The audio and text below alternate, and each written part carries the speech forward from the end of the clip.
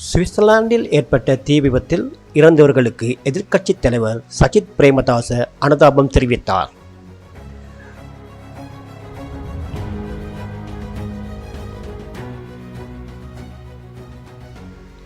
சுவிட்சர்லாந்தில் ஏற்பட்ட தீ விபத்தில் இறந்தவர்களுக்கு எதிர்க்கட்சித் தலைவர் சஜித் பிரேமதாச அனுதாபம் தெரிவித்தார்.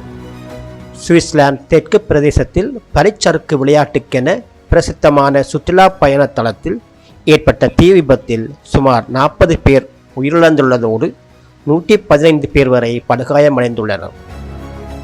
கிரான்ஸ் மொன்டானாவில் புத்தாண்டு தினமான ஜனவரி 1 வியாழக்கிழமை அதிகாலை 1:30 மணியளவில் நகர மையத்தில் அமைந்துள்ள லீ கான்ஸ்டலேஷன் என்ற பிரபல்யமான விற்பனையகத்தில் இந்த தீ விபத்து ஏற்பட்டுள்ளதோடு பல நாடுகளைச் சேர்ந்த பலரும் இந்த தீ விபத்தை எதிர்கொண்டனர். எதிர்க்கட்சித் தலைவர் சஜித் பிரேமதாச அவர்கள் நேற்றைய தினம் இலங்கைக்கான சுவிட்சர்லாந்து தூதுவரின் உத்தியோகபூர்வ இல்லத்துக்கு சென்று இலங்கைக்கான சுவிட்சர்லாந்து தூதுவரை சந்தித்து தனது அனுதாபங்களை தெரிவித்தார். அவ்வாறே அங்கு வைக்கப்பட்டிருந்த விசேட நினைவு குறிப்பேட்டில் தனது அனுதாப செய்தியையும் பதிவிட்டார்.